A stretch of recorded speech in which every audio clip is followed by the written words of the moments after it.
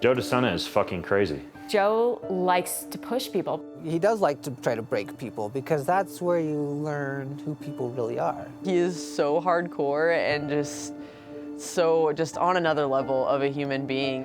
Victory happens when 1,000 hours of training need one moment of opportunity.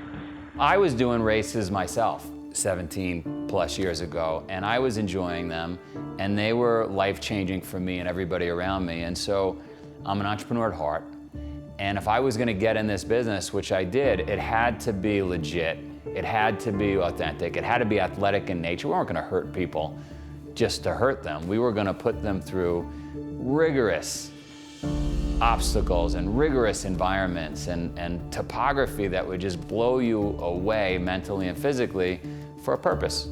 He's a brilliant, brilliant dude, but the stuff that he comes up with is absolutely mind-blowingly insane.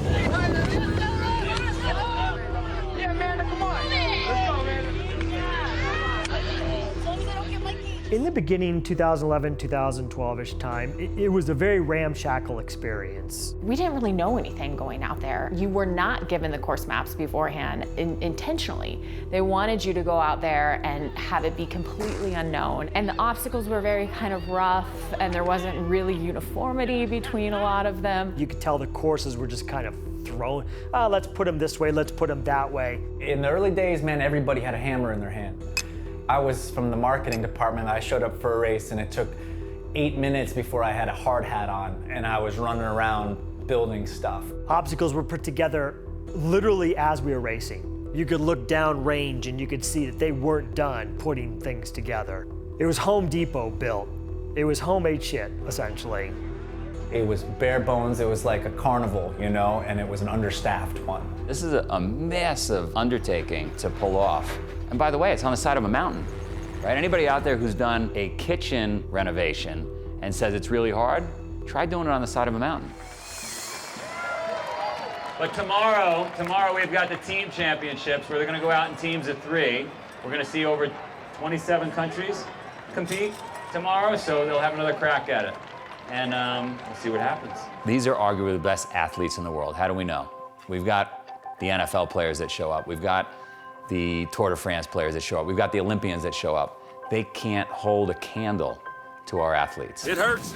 Being an obstacle course racer specifically takes a different type of athlete. You really have to be good at endurance, strength, and speed. You can't just be good at a single thing. I could go on and on of the characteristics of what it takes to be a world champion here, and you got to have it all. I mean, I can't think of any characteristic that you would leave out. You have to be an athlete that is all-encompassing. You can't just be good at one thing. You can't just be a good runner. When you look at a traditional athlete, what you think of, they're very, very specialized. That any type of football player, they go out there, if they're a lineman, they hit hard, they know what they're in for. I mean, like, it's all focused on specialization. OCR kind of flips it on its head. You can't specialize. You have to have the skills of everything.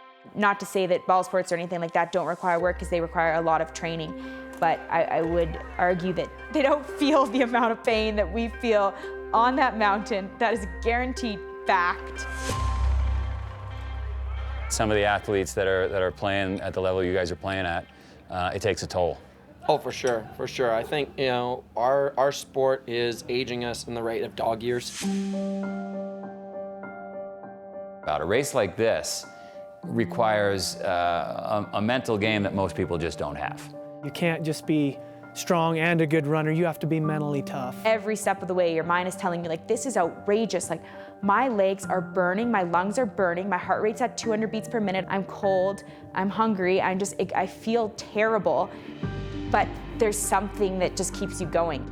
To be great at sport, you've got to be able to push through the tough times, not just in the training, but in the actual event. You're in pain and suffering for a long time. This is not a minute-long swim. This is not a multi-minute ski race. You've got to be able to redline, not for a minute, not for 10 minutes, but for many hours. And everything that can go wrong will go wrong. You're going to miss the spear throw. You're not going to get up the rope climb the way you wanted to. You might freeze in the water and go slightly hypothermic. Everything that can go wrong does go wrong. Now what? Now what? Because there's still 2 hours left.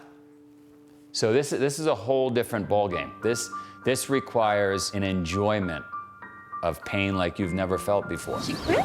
Just couldn't go on, I guess. She was just there. Yeah, she was over by that wall, and she just started crying. Let's put this on. All right, so you're connected now. And let's go ahead and start running.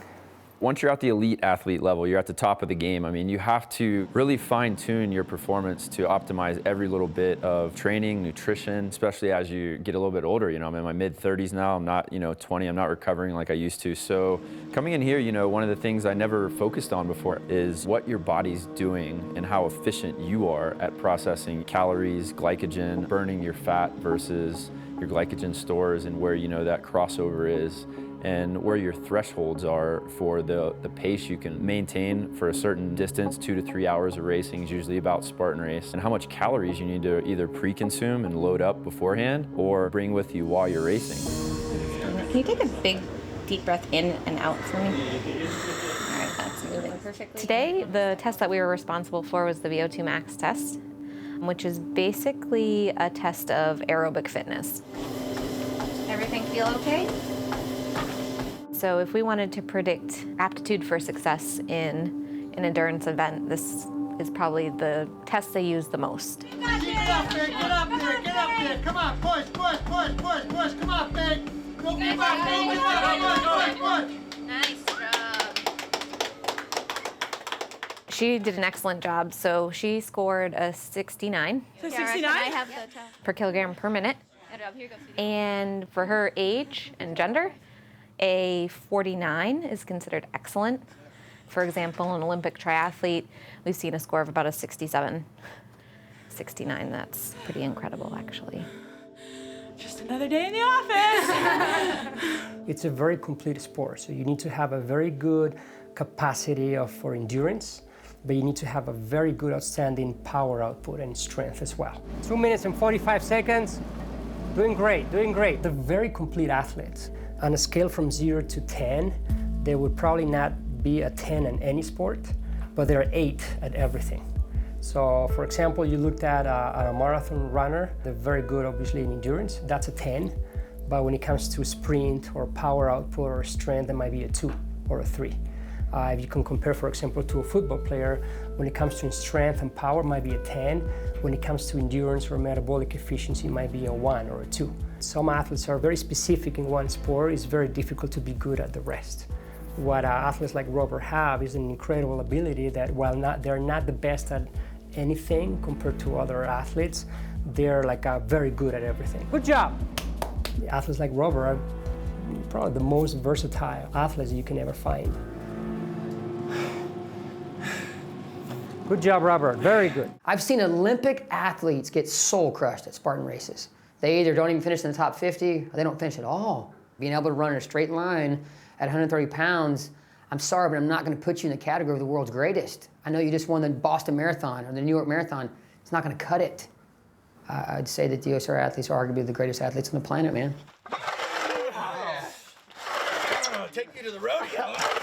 The thing that I think people need to notice is if you want to be a CrossFit Games athlete, you want to be a Spartan obstacle racing champion, you want to go to the Olympics, it means wake up at 4, work until 8, eat food, take a nap, work from 12 till 2, take another nap, eat some more food, and then work from 4 till 6. It's a job. I think one of the greatest things about Spartan racing is that there is no one way to train for it, and part of it is trying to figure out the great combinations to every day try and figure out how can I improve and what are my weaknesses. I run a lot. I run about 6, sometimes 7 days a week. The majority of my training is running because I absolutely love to run. I run every morning, anywhere between 9 to 13 miles. I usually get about 70 to 80 miles a week. On longer training cycles, I'll do 2 to 3 days in the mountains and 2 days in the gym and at least 1 day of high intensity, if not 2. I love to go to my dad's shop and we just have some more functional things to work with, just like tires and sledgehammers and things like that. I rock climb 6 days a week. And then bouldering because I really enjoy bouldering as well. I know that our sport's all about taking down mountains, but I build my mountains in the gym, and then I take it out and I race it on the course. In the afternoons, I usually do OCR-specific things like strength circuits or heavy carry circuits. Cross-country skiing is one way how do I train, but maybe one not so common way is that I do also dancing. It's perfect for coordination. It's kind of life or part of life, but you can also say dancing is a training. Training now is just a part of life. Totally integrated into my lifestyle now. If I quit training, then I'm just a total lost soul and don't even know what I'm doing with myself. We are a different tier and we are a different kind of creature. There you go. There's one event everybody has their focus on, and that's Tahoe.